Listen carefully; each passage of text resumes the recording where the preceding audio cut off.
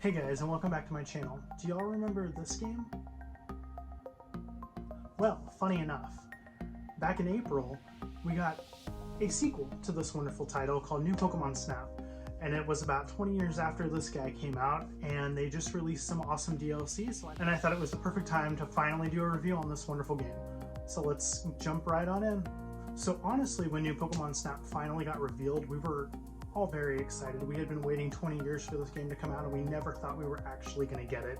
And then lo and behold, Pokemon surprised us. The Pokemon Company totally caught us off guard, and it was just this incredible moment as a Pokemon fan. As you can obviously tell, it's my favorite franchise. I loved Pokemon Snap when I was a kid, and playing it 20 years later as an adult, man, it was just so nostalgic, but also there were so many new quality of life updates, as well as just such fun new ways to engage and interact with the Pokemon.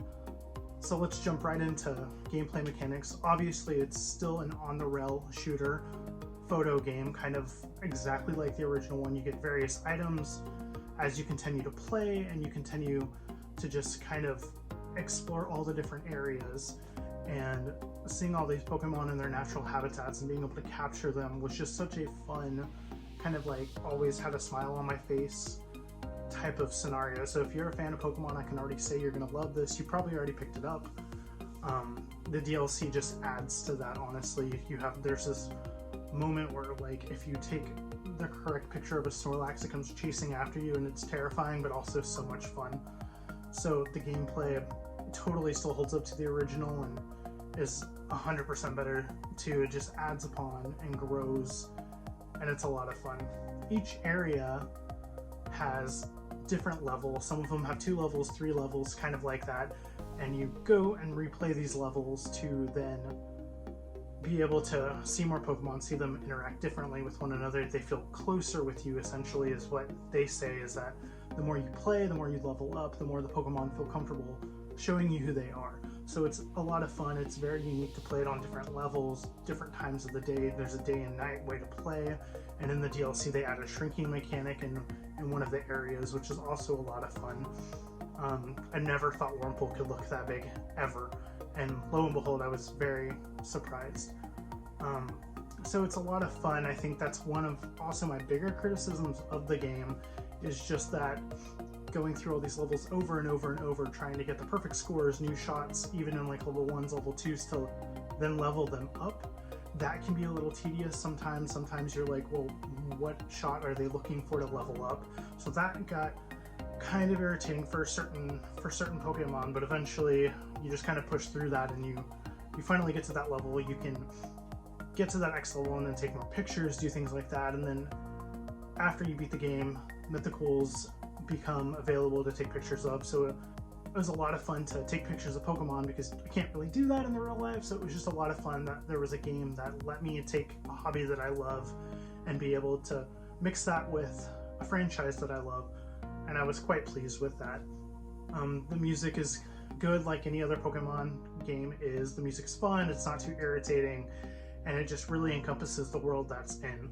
There was I think it's like the first time really that Pokemon has done voice acting, and it wasn't for the whole game, but there was bits and pieces, and I felt like the voice acting was also very well done. Sometimes the voices could be just a little irritating depending on the setting, but overall it was a pretty solid experience in time.